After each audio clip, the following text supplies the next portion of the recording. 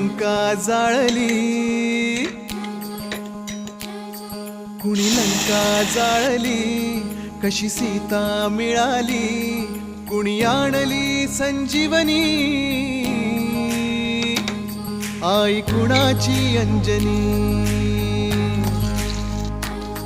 कुणी लंका जाळली, कशी सीता मिळाली, कुणी आणली संजीवनी, आई कुणाची अंजनी.